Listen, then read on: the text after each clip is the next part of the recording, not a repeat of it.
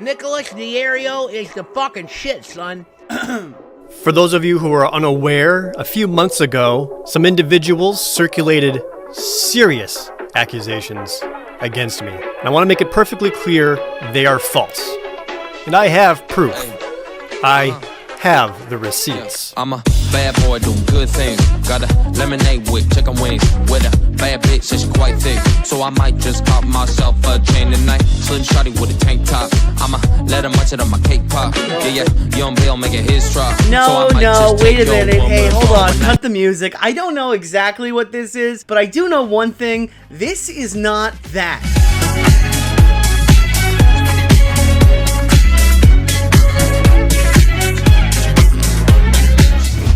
Okay, by now let's assume you know the history of the ProJared allegations that occurred back in May and caused him to hemorrhage over 200,000 subscribers. This was one of the most steep examples of sub loss in the platform's history, which would be eclipsed in the coming weeks by James Charles.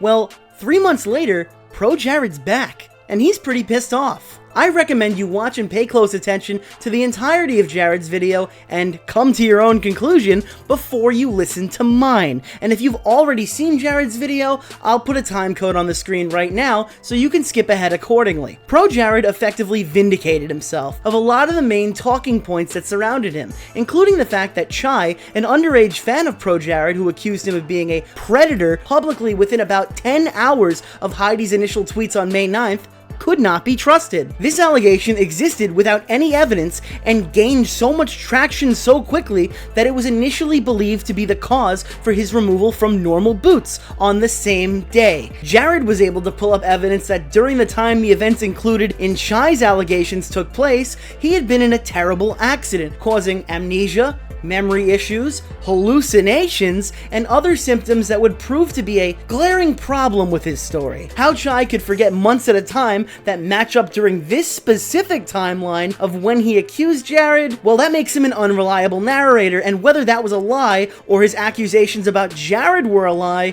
it doesn't really matter. Credibility was really all that held these allegations together. I urge you to check out the blog that Jared linked for yourself. You'll see exactly what I'm talking about. He then quickly disputed a similar accusation from a person named Charlie. The weaker of the two had accused Jared of not asking his age rather than knowingly ignoring it. This part of the story broke down because he lied in the DMs and told the media that Jared never asked if he was a legal adult. ProJared shows an uncropped version of the DMs on screen that clearly show that Jared asked if he was over the age of 18. Jared then claimed that he didn't even send Charlie a dick pic throughout the conversation. It gets even worse when you realize that both Charlie and Chai were friends when they released these allegations hours apart and profited off them for months, only to delete them entirely and private their accounts. In regards to his business partners, Jared claims the first person to be contacted over these pedo allegations were not the police, not his wife, and not even the internet police. They wrote the Game Grumps, who proceeded to private all of their videos featuring Jared, and the following day they did reach out to Jared, who initially believed these accusations himself. He issued an apology privately, and the apology was later weaponized against him. A bit later, another email was sent to Normal Boots, and Jared claims he left Normal Boots on his own terms because of the hate the group had begun to receive. He then goes on to disprove another accusation by Pamela Horton,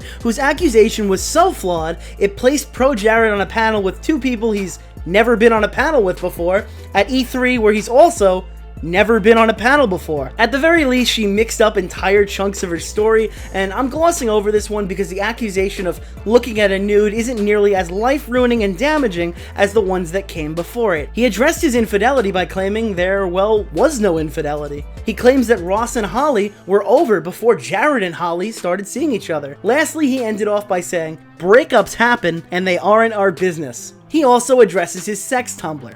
I've withheld any sort of bias from this description thus far, but I'd be doing a disservice if I didn't say that this one particular portion of the video doesn't feel the same as the rest of it, We'll be getting to that, but for now, Jared claims he exchanged nudes with fans, however they were all consenting adults only, and he didn't mean to abuse a position of power. He never offered perks like Twitch mod for sending pictures of your privates, and for anyone who thinks this was wrong, he understands and he's sorry. Also, some minor notes to jot down include the 3-month silent period was due to talking to lawyers, but it's unclear whether he's referring to Heidi or the pedophile accusations or the divorce or all of them. And also, using context clues on the screen, you can see that there's some sort of legal issue now between Jared and Heidi. Whether it's still the divorce or potentially something like a defamation lawsuit is still left to be seen. ProJared walked away from this video, sharply shifting public perception of his story almost instantaneously. He beat some of the damning allegations indefinitely, made a lot of people look stupid, and took back his own narrative, undoing one of the biggest controversies in the span of just 42 minutes and 35 seconds. Except, of course, for the part where the entire internet saw his penis. I really wish he could have wiped that image from my mind, but in all honesty, it's a good video. It's painfully clear he got some help on it with the amount of times he looks off to the side to see the script, but hey, just because someone needs to read a script doesn't mean they aren't sincere. I and Andy Signor both wish he articulated this, however. Some of the weaker points I've seen associated with the video is that people are upset he put advertisements on it and plugged his social media accounts. To those people, I say you're out of your fucking mind. If someone called me a pedo and I felt that this was the reason I wasn't able to produce content for 3 months, I'd be milking every fucking cent off my redemption arc. My point is, the video Jared made sure has its strong points. I feel that it's important for me and other creators to convey this message. However, to my own audience that's probably stunned, appalled, and confused at how positive this video's been thus far, rest assured that this right here is the turning point you've been waiting for. Because like I said earlier, ProJared is angry. He turns his crosshairs directly on the drama channels and makes a number of claims that I'm now going to address. This portion of the video is probably the only reason I gave Jared's video a second thought, and it's certainly the reason that this video didn't end a minute ago. While he does own up to some things in the video, it seems like a large portion of the blame has been placed on drama channels who push false allegations and the concept of cancel culture. First and foremost, ProJared claims that no drama channels made an attempt to reach out to him. None of them. At any point. Well, I'm just gonna come out and say that's a load of shit, Jared. Never mind the fact that Tipster claims he reached out to you, but Keemstar attempted to get in touch with you by circumventing a block to get to Holly Conrad because you blocked him, Jared. Those are just the ones I know off the top of my head. But let's pretend for 1 second that every channel reached out to you, Jared. What would you tell them? Well, why don't we ask the mainstream media? Didn't ProJared get contacted by Kotaku? Oh, that's weird. This says Jared declined to comment. Well, surely he answered PC Gamer. Wait, he didn't? He ignored them too? Well, there's no way he could have ignored The Verge. They're a subsidiary of Vox, and they love writing about YouTubers. Wait, he didn't respond to The Verge either? Jared, I'm starting to see a pattern here, but rest assured, I know ProJared, and I know he would have spoke his truth to InsiderEdition.com. Oh my god, Jared ignored them too! Oh, that's not good. So I'll ask the question, Jared. Even though YouTubers are claiming they did reach out, and there's evidence you ignored the ability to vindicate yourself to the mainstream media when they came to ask for your side of the story, what would you have told the drama YouTubers? Are we simply expected to believe that when push came to shove, you were gonna turn down Kotaku and do a collaboration with Critical? Or The Quartering? You pushed away PC Gamer, but you held out to give a statement to the likes of Becky Boop. Dude, this makes no fucking sense, man. Maybe we're asking the wrong question.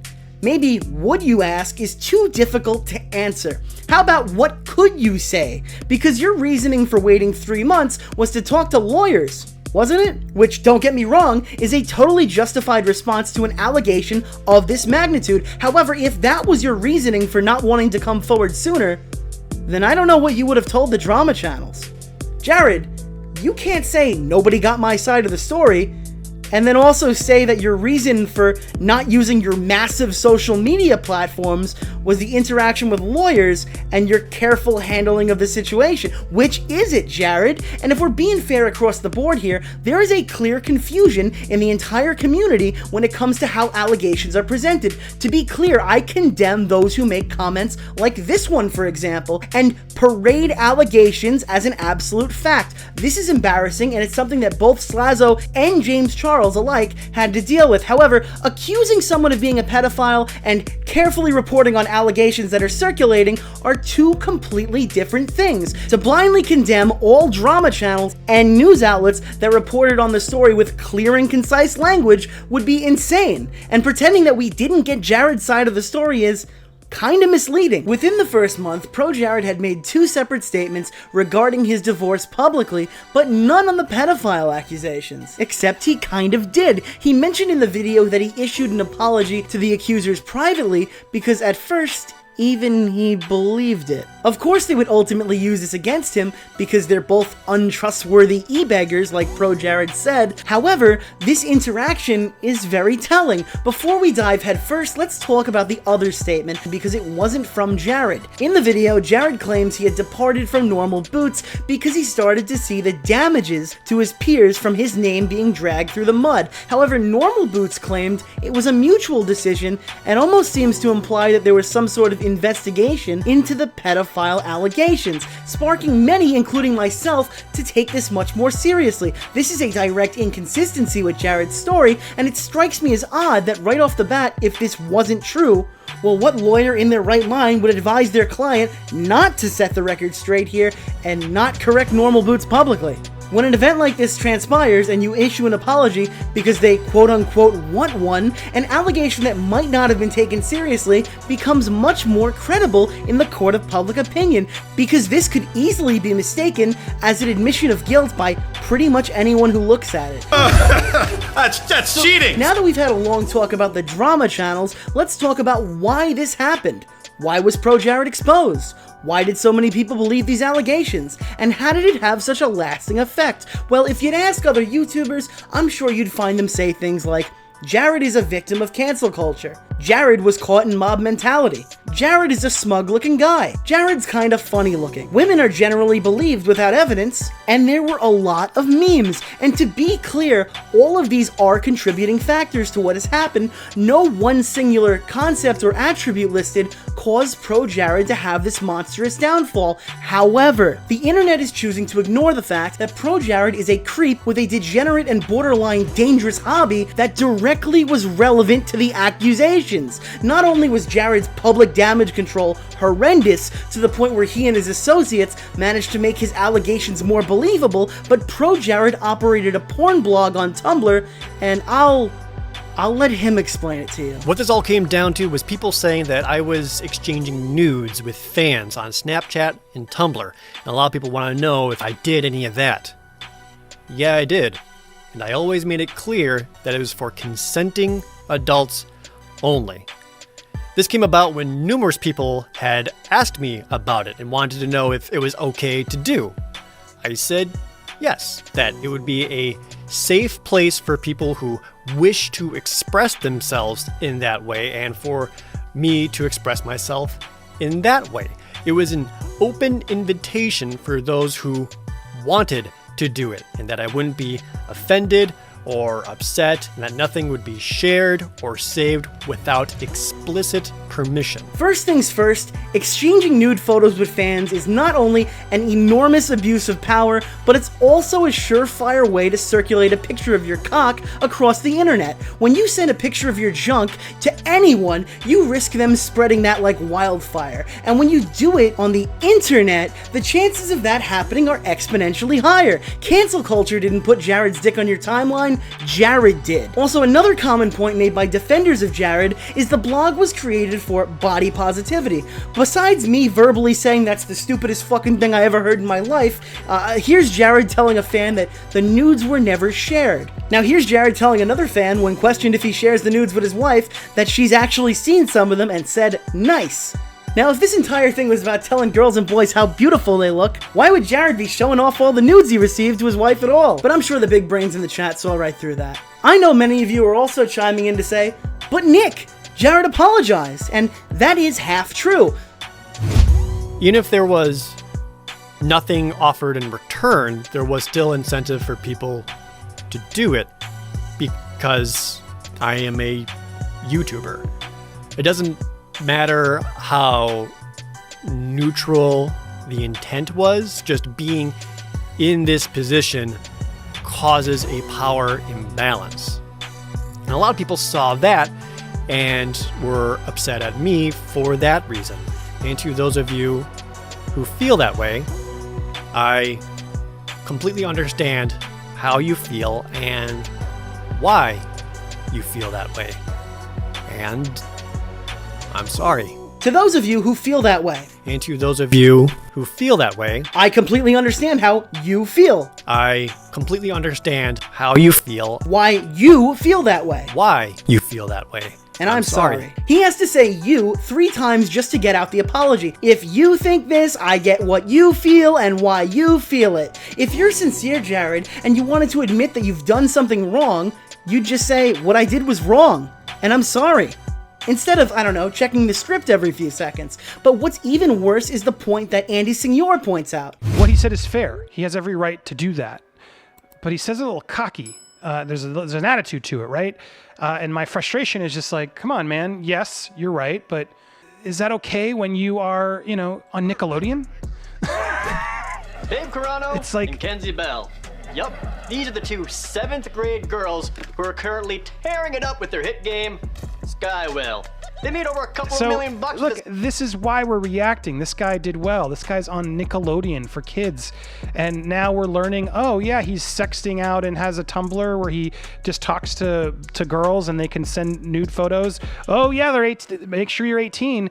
It still alludes a kind of a weird, more mature person than he's painted to be. ProJared is a Nintendo YouTuber. He's a creator who's appeared on Nickelodeon before. He's a content creator that, like many YouTubers, has a young audience. This is a problem. A big problem, Jared. It's one thing for a person to receive nudes from a consenting adult. No judgment there. But when it's ProJared, the Nintendo YouTuber who loves sniffing Nintendo cartridges and high-fiving his wife to pictures of a fan's pussy, being able to receive nudes from his porn blog, Jared, you're just asking for trouble. This is how the abuse of power goes from dangerous to degenerate. Jared says That it was for consenting adults only. which is great, but he immediately followed that up with this. This does bring up the question, why didn't I ask for people's IDs?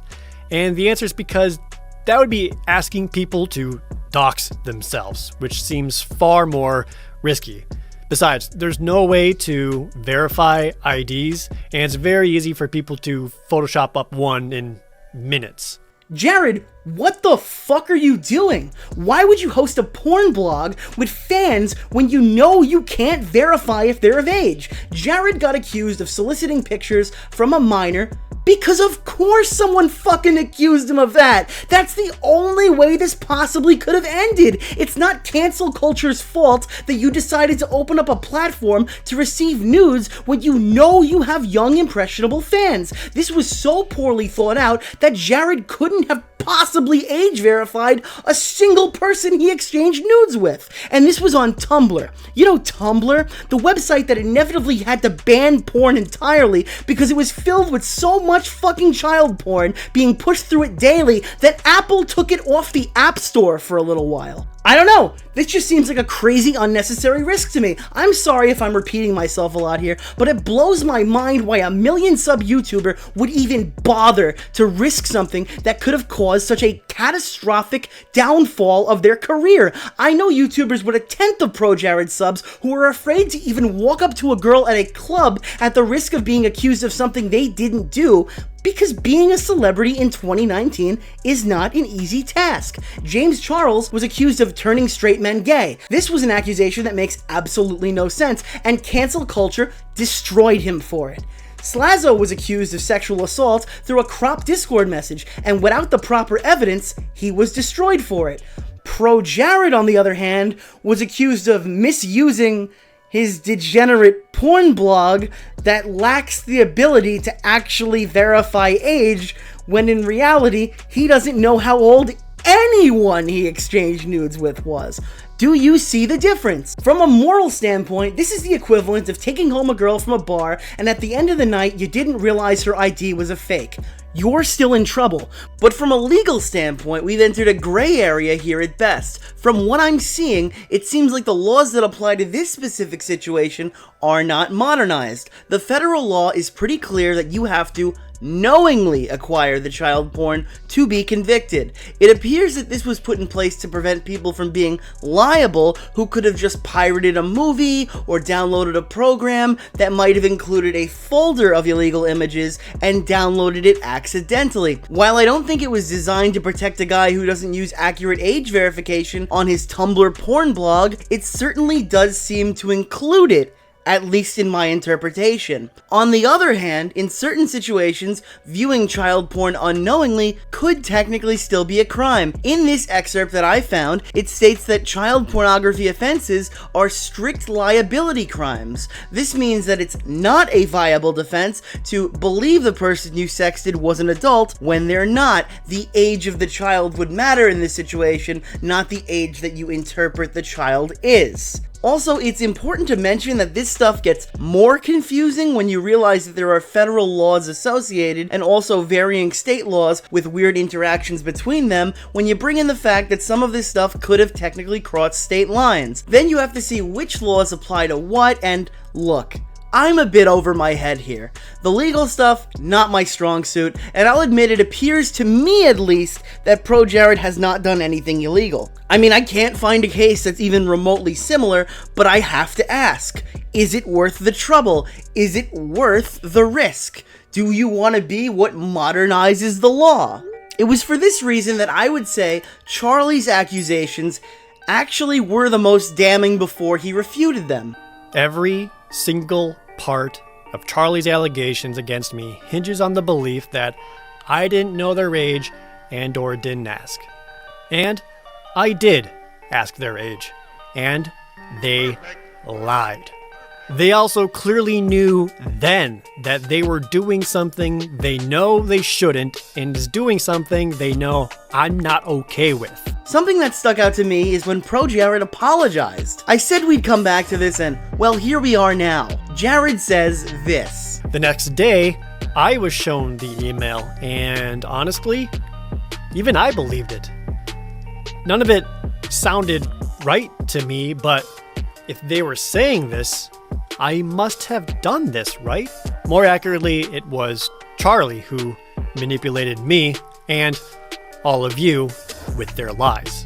Now that's not an admission to pedophilia, that's not an admission to sending nudes to minors. What this is an admission to is that there's a possibility that Jared was not as careful as he thought he was. By apologizing here and saying that he initially believed it, this is an admission that he might have forgotten at some point. This makes the statement that he always verifies the age of his porn blog and Snapchat pals questionable at best. But something about the Charlie situation bothers me, and we're gonna have to go full circle here for a minute. Let's establish a timeline first and foremost. It was documented that between March and July 2016, Chai had an interaction with ProJared. While it's assumed this allegation is false now, it's important to note that on May 15th of 2016, Jared's Tumblr was hacked and everything was deleted. Jared's page would not come back until May 15th, and at this point, everything was lost. And by that time, even if Chai wasn't a liar, the supposed evidence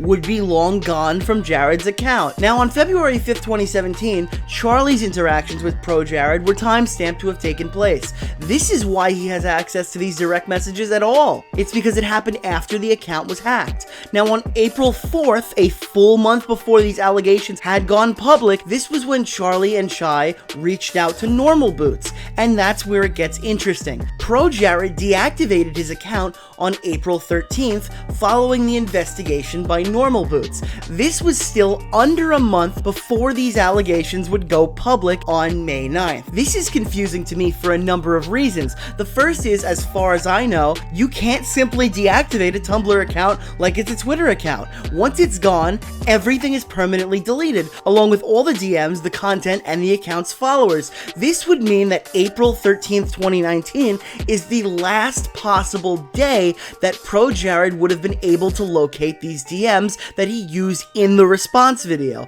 This means that ProJared had all the proof to dispute Shy's claims immediately for about a month before they went public, and 136 total days before he would inevitably respond and clear his name. Now, Jared, why would you withhold evidence, especially when it's as clean as the evidence you had? Well, he says this. Jared sent nudes to minors is factually untrue. And that appears to be true. However, if you check the Truth blog that ProJared so nicely linked to in his video, it says that Charlie sent a lot of nudes to Jared. This is something that was specifically omitted from Jared's video, and it seems like it was a point he danced around. Now, this is where my speculation comes into play. Let me be clear, this is my speculation. It appears, at least to me, that the lawyers were brought into the fold here to see if ProJared was in any way liable for the images he had received. This set of events says two specific things to me. One being, why would you wait 136 days to post the clear and concise DM proof that your accuser had lied about the lack of age verification, and then you go on to blame drama channels and alternative media for reporting on those, at the time, career-damaging allegations. Also, this is one specific interaction where it's confirmed true that Jared did end up receiving nudes from an underage fan. Whether or not Charlie's intentions were good, it did happen. It proves that the verification security of, and this is true, the honor system is very flawed.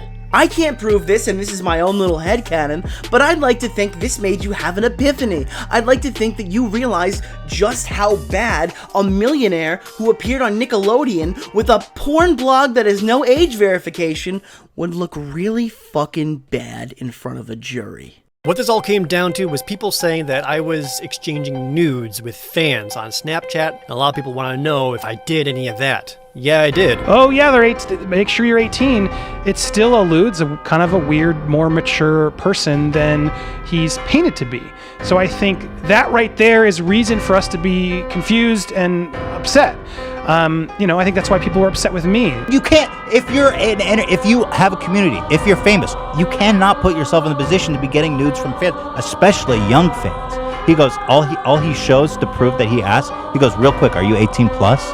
They're 16-year-old, of course they'll say yes.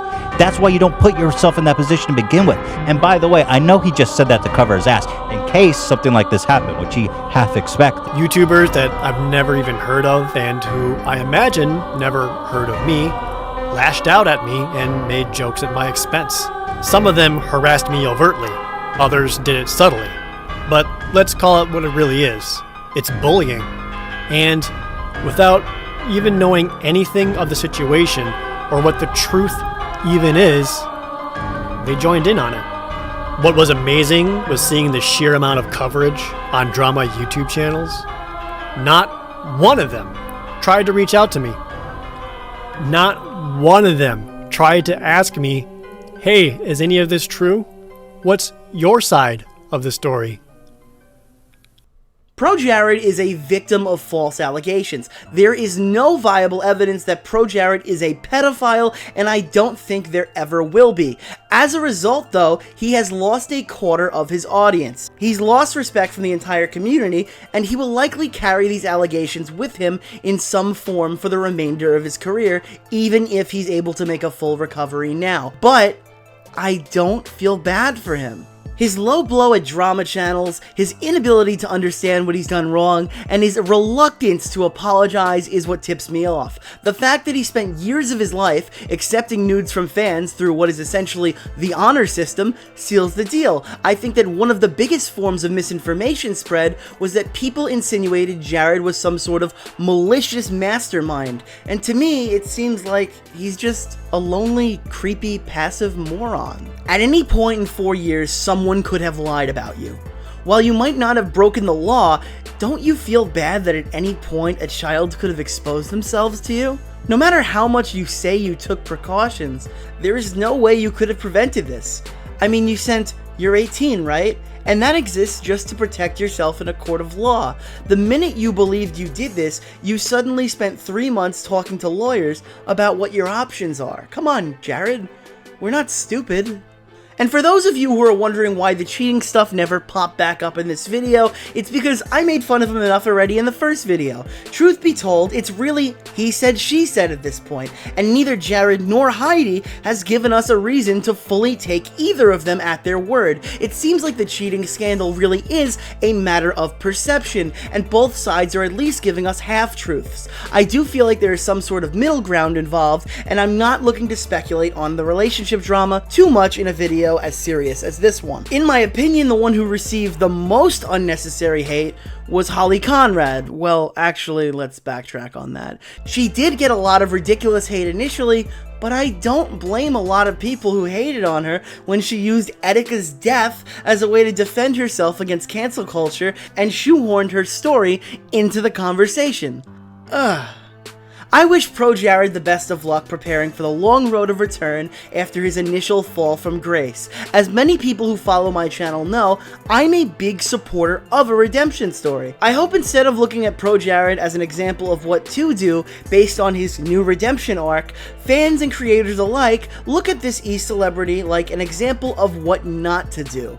ProJared has some very visible issues that ultimately contributed to the story. It's important to see that this could have happened in 2016, 2017, 2018, or 2019. The fact that this lapse in judgment took 4 years to blow up in his face is nothing short of a miracle. So Jared, I hope you learned from this.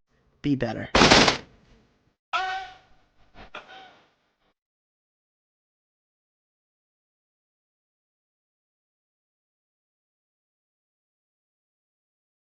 Everybody's in a rush, try to get the throne. I just get on the track and try to set the tone. I ain't trying to use nobody as a stepping stone, but don't compare me. I'm better off just